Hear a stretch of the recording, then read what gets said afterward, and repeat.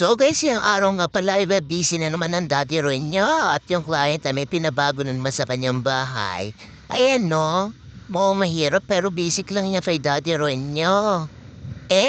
Syempre di basic yan. Mahirap yan no, paalam mo madali yan.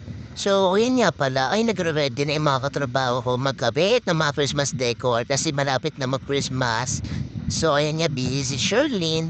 At si Ang ay pakaway-kaway, ang cute-cute pa dyan na nga si Dimple, pasayaw-sayaw. Mga busy pa yan si Eric, busy oh.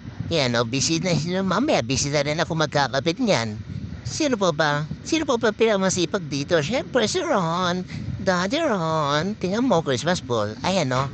Kakabit ko na yan mamaya. Kasi wala tayong Christmas tree dito eh. Sasabit lang natin yan dun bando. Pagkit ba yan na ngayon? Yan ang nakabit na. Ayan, tagal. Ang bisong oras Kaya tagal-tagal namin kinabit yan. Pero nga pala, uwian na rin pala alas 5 na yun, no? Si May, Papa May yan. Nagpatapos sa niyang dinidesign. Yan ang napiyatay ko na yung aking PC. Kasi uwian na.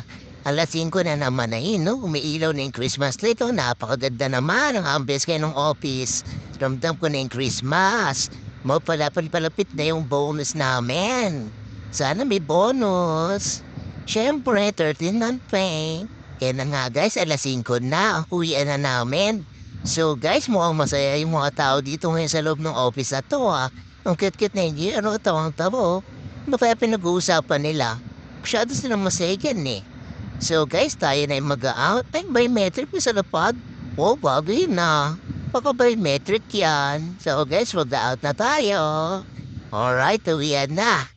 So guys, excited na ako sa pag-uwi kasi makakapag-vlog na naman tayo. So guys, papakita ko lang pala dito guys, yung aming design sa bahay, mga bahay-bahay na di-design namin.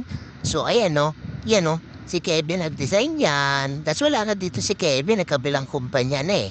Yan no, kay Kevin yan, eto sa akin yan. Ay hindi, kay Dimple pala yan, eto sa akin, yan sa akin yan.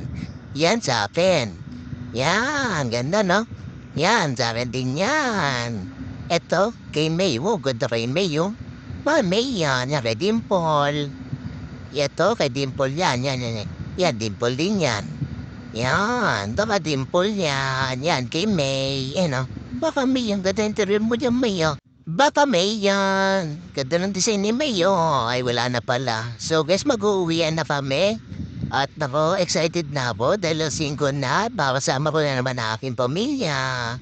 Siyempre, Daddy Ron yan. So guys, hanggang dito na pala ang panibago kong vlog at walang kakwenta-kwenta. Kita-kitsin tayo. Bye-bye. I love you. Ooh.